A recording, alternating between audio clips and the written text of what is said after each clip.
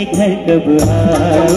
जय जय महाराष्ट्र माझा अंबर नीला निशाणा। काँग्रेसकडून वर्ध्यात देशभक्ती गीताचे आयोजन, सुमधुर संगीताने श्रोतेही झाले मंत्रमुग्ध। वर्धाच्या इंदिरा सद्भावना भवन येथे राष्ट्रभक्तीपर गीत गायनाची स्पर्धा वर्धा जिल्हा काँग्रेसकडून आयोजित करण्यात आली।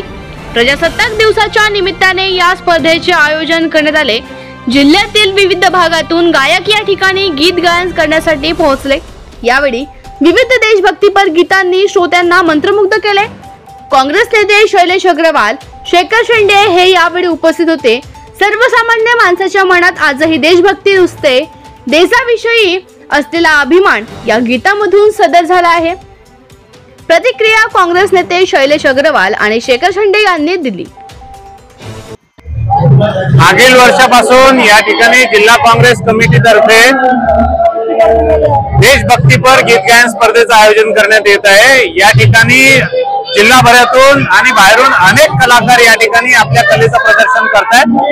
देशभक्तीच्या या पर्वावर 26 जानेवारीला या गीत गायन स्पर्धेचं आयोजन मागील वर्षी करण्यात आलं होतं, याही वर्षी करण्यात आलं। जिल्हा काँग्रेस कमिटीत सद्भावना भवनाच्या परिसरात या माध्यमातून आणि या अनुषंगानं देशभक्तीचं वातावरण निर्माण करण्यात आलंय।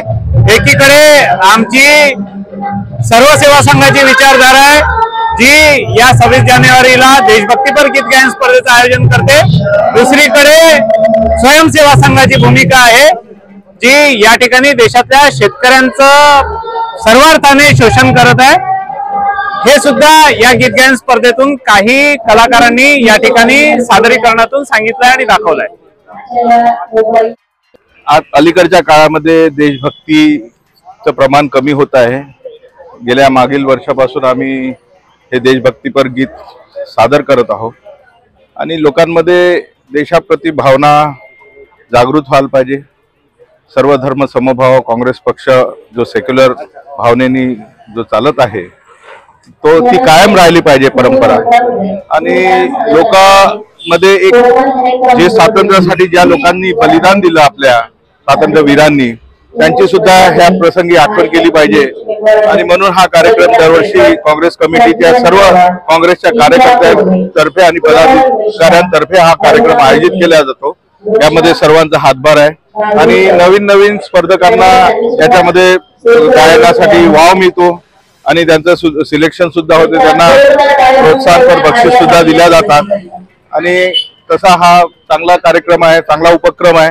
त्याच्याबद्दल मी आज 26 जानेवारीच्या निमित्त सर्व माझ्या वर्धावासियांना सुद्धा शुभेच्छा देतो आणि सर्व स्पर्धकांना आणि इथे उपस्थित असलेल्या सर्व बांधवांना मी शुभेच्छा देतो।